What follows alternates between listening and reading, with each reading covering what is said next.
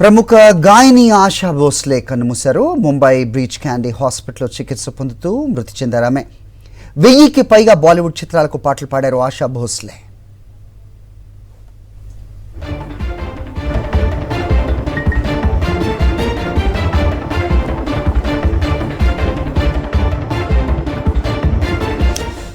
Right, దీనిపై updates మా correspondent Satish నడి తెలుసుకుందాం. సతీష్, చెప్పండి, ప్రముఖ గాయని ఆశా భోస్లే కన్ను మూశారు అన్న సమాచారం అందుతోంది. నిజంగా సంగీత ప్రియులకు ఆమె పరిచయం లేని పేరుని చెప్పచ్చు. దాదాపు 8 దశాబ్దాలుగా ఆమె పాడుతూనే ఉన్నట్టు కూడా మనం చూస్తున్నాం. ఎలా చూడాలి? సినీ పరిశ్రమకు ఎలాంటి లోటని చెప్పాలి? ఆమె పాడిన పాటలు 1000కి పైగా ఉన్నాయి. ఏంటి మీదకి ఇన్పుట్స్? ఎందుకంటే లెజెండరీ సింగర్ ఆశా భోస్లే నిన్న సాయంత్రం కొంచెం గుండెపోటు తోటి ఊపిరితిత్తుల్లో ఇన్ఫెక్షన్ తోటి అక్కడ బ్రిచ్ క్యాండ్ హాస్పిటల్లో, ముంబై బ్రిచ్ క్యాండ్ హాస్పిటల్లో చికిత్స తీసుకోవడానికి జాయిన్ అయ్యారు. అయితే అనేకంగా అందరూ కూడా ఎంతో మంది నిన్న ఆవిడ కోలుకుంటారు, ఖచ్చితంగా ఆవిడ మళ్ళా తిరిగి వస్తారు అని చెప్పేసి ఎదురు చూసుకున్న తరుణంలో ఇందా కొద్దిసేపు క్రితం ఆవిడ మృతి చెందినట్లుగా కూడా అక్కడ సమాచారం అందుతుంది. కొద్దిసేపట్లో డాక్టర్లు కూడా అధికారికంగా అనౌన్స్ చేసే అవకాశాలు ఉన్నాయి. అయితే వాళ్ళ మనవరాలు ఒక పోస్ట్ తోటి ఈ విషయం బయటకు వచ్చింది. నిజంగా సంగీత ప్రపంచంలో ఆవిడ ఒక సామ్రాజ్ఞిగా కీర్తి పొందారు. ఆశా భోస్లే కొన్ని వేలాది చిత్రాలకు కొన్ని వేలాది పాటలు పాడారు.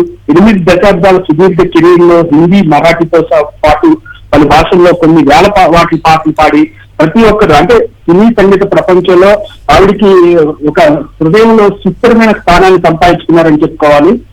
ముఖ్యంగా లతా మంగేష్కర్ సోదరిగా ఆవిడ మ్యూజిక్ ప్రపంచంలోకి అడుగుపెట్టినా కూడా తనదైన శైలిలో పాటలు పాడుతూ కూడా ఎంతో మందిని ఆవిడ ఆకట్టుకున్నారు. అట్లాగే ముఖ్యంగా ప్రపంచంలో హిందీ వెర్షన్ చూసుకున్నట్లయితే 1970 ఆ టైంలో దశకంలోనే చాలా పాటలు అంటే దమ్మారే దమ్ అని కానీ, చిరాగులో హైతుంటే అనే పాటలు అంటే ఒకటి కాదు చాలా వరకు పాపులర్ అయ్యాయి.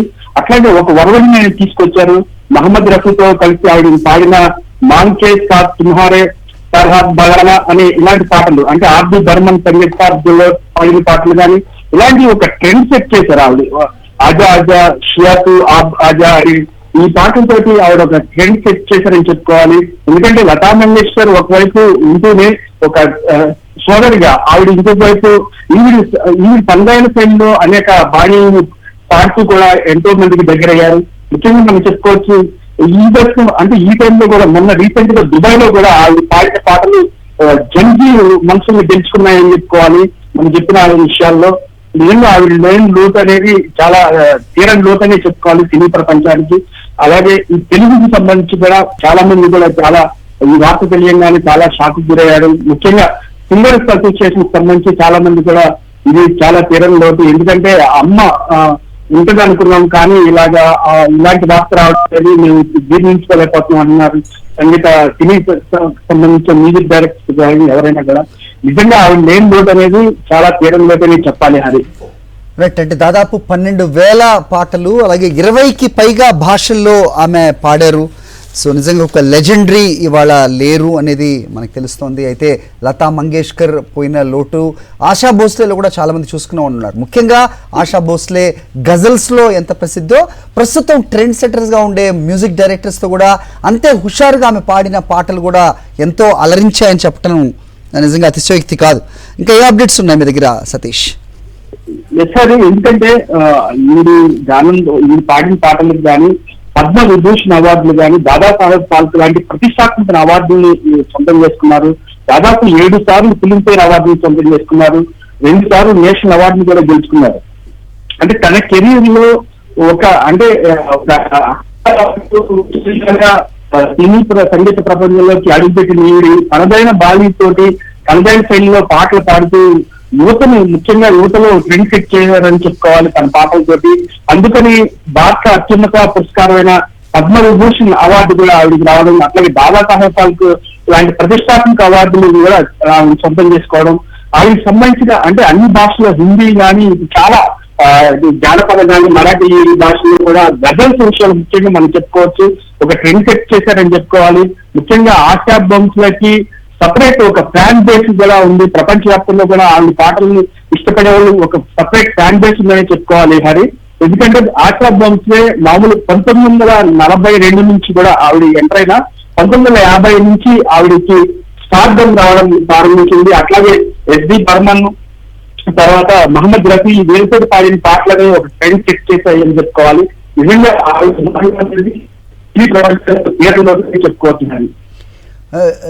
మామూలుగా జనరల్గా మాట్లాడితే సతీష్, ఒక స్టాల్ వాట్స్ ఉన్న కుటుంబంలో ఆ నీడలో మరొకరు ఎదగటం అనేది చాలా కష్టం అని చెప్తుంటారు. కానీ లతా మంగేష్కర్ ఎంత అందరు ప్రేక్షకులకి కానీ లేకపోతే సంగీత ప్రియులకి ఎంత ఇష్టమో, అదే రకంగా ఆశా భోస్లే కూడా అంతే మంది అభిమానులను, అలాగే ఆవిడ పాటలంటే నిజంగా ఇష్టపడే వాళ్ళు లక్షల సంఖ్యలో ఆవిడ కూడా సంపాదించుకున్నారు. ఎలా చూడాలి? Yes correct. ఎందుకంటే ఆ టైంలోనే ఒక బాణీలో ఆవిడకి ఎంతో ఒక ఫ్యాన్ బేస్ సృష్టించుకున్న తరుణంలో ఆవిడ చెల్లెలుగా అడుగుపెట్టి ఈ ప్రపంచానికి సంబంధించి అంటే హిందీలో ఆవిడ పాడిన పాటలకు సంబంధించి ఆవిడ మొట్టమొదటి దాదాపు అంటే మనం చెప్పుకోవచ్చు 1950 తన ప్రస్థానాన్ని అయితే మొదలుపెట్టిన ఆశా భోస్లే 1952 సంగీత చిత్రంతో ఆవిడకు గుర్తింపు వచ్చింది. ఆ గుర్తింపుతోటి అలాగే పరిణితి, బూత్ పాలిష్ చిత్రాలతో ఆవిడ అప్పట్లో అగ్రదర్శకుల దృష్టిని ఆకర్షించారు. ఇక అక్కడి నుంచి ఆవిడ ఎంత తిరిగి చూసుకోలేదు. దాదాపు 1970 దశకంలో. ఓకే సతీష్, ఒకసారి ప్రముఖ సింగర్స్, గాయనీలు అలాగే గాయకులు కూడా మనతో మాట్లాడుతున్నారు. సాక్షితో వాళ్ళ ఆశా భోస్లే సంగీతం పట్ల ఎంతటి ప్రీతిపాత్రం అయిందో మనతో పంచుకోవడానికి వాళ్ళు సిద్ధంగా ఉన్నారు. విజయలక్ష్మి గారు ప్రముఖ గాయని, మాట్లాడదాం ఆవిడతోటి. విజయలక్ష్మి గారు నమస్తే అండి. నమస్తే అండి. సో ఇవాళ ఆశా భోస్లే ఇక లేరు అనే ఒక వార్త నిజంగా సంగీత ప్రియులకే కాదు, నిజంగా యావత్ భారతదేశానికి ఒకంత షాక్ గురి చేసిన పరిస్థితి. అఫ్ కోర్స్ షీఈస్ 92, బట్ సంగీత ప్రపంచానికి ఎలాంటి లోటు ఇదని చెప్పాలి విజయలక్ష్మి గారు. చాలా అండి, నాకైతే చాలా షాకింగ్ గా ఉంది. ఎందుకంటే నేను చిన్నప్పటి నుంచి నా ఐడల్ ఎవరంటే నేను ఆశా భోస్లే అని చెప్తాను. ఎందుకంటే ఆవిడ స్టైల్ ఆఫ్ సింగింగ్ కానీ ఆవిడ వర్సటాలిటీ కానీ నాకు చాలా ఇష్టం అన్నమాట. అసలు ఎంత షాకింగ్ గా ఉందంటే నాకు, అంటే ఎవరైనా ఈ ఒక సర్టన్ ఏజ్ అయ్యాక వెళ్ళిపోవాల్సిందే, ఇవన్నీ జీవిత సత్యాలు. కానీ కొంచెం డైజెస్ట్ చేసుకోవడానికి కొంచెం టైం పడుతుందండి. ఎందుకంటే చాలా బాధగా ఉంది. అంటే వాళ్ళు ఇప్పుడు పాడకపోయినా, యాక్టివ్ గా పాడకపోయినా వాళ్ళు ఉన్నారు అన్న ఒక ధైర్యం ఉంటుంది చూడండి, వాళ్ళు ఉన్నారు అన్న ఒక మంచి ఫీల్ ఉంటుంది. అది మిస్ అయిపోతాను డెఫినెట్ గా. అండ్ ఆవిడని ఎప్పుడు ఆరాధిస్తూ వచ్చానండి నేను. అండ్ నేషనల్ లెవెల్లో నేను రియాలిటీ షోస్ లో గెలిచినప్పుడు కూడా నేను ఆశా భోస్లే పాటలే ఎక్కువ పాడేదాన్ని అనమాట. సో అలా ఆవిడని చాలా ఆరాధిస్తా ఉన్న ఐడల్ గా భావిస్తూ వచ్చాను. సో ఇది చాలా దురదృష్టం. అంటే ఆవిడ ఎక్కువ బాధపడకుండా, అనారోగ్యంతో తీసుకోకుండా కొంచెం సులువుగా వెళ్ళిపోయారన్న ఒక చిన్న అదొకటి కొంచెం ఆనందాన్ని కలిగిస్తోంది. ఆవిడ ఎక్కువ బాధపడలేదు అనేసి. బట్ సంగీత ప్రపంచానికి మటుకు ఇది తీరని లోటు అండి. అంటే పెద్ద పెద్ద లెజెండ్స్ అందరు వెళ్ళిపోతుంటే ఒక్కొక్కళ్ళు చాలా బాధగా అనిపిస్తుంది నిజంగా. అంటే ఆవిడ తెలుగులో కూడా చాలా పాటలు, అంటే దాదాపు 20 భాషల్లో ఆమె పాటలు పాడారు. 12,000కు పైగా పాటలు పాడారంటే నిజంగా ఇది ఎంతటి గొప్ప ఫేట్ అనేది మనకు తెలుస్తుందండి. విజయలక్ష్మి గారు, మీరు సింగర్, ఇలాంటి సమయంలో నిజంగా ఆవిడకి నివాళి అర్పించగలిగింది లేకపోతే గుర్తు చేసుకోగలిగింది ఆవిడ పాడిన పాటల్లో ఏదన్నా ఆలపించగలరా? అఫ్ కోర్స్ తప్పకుండా అండి. చిన్ని కృష్ణుడులో ఆవిడ పాడిన పాట బాగా పాపులర్ కదండి.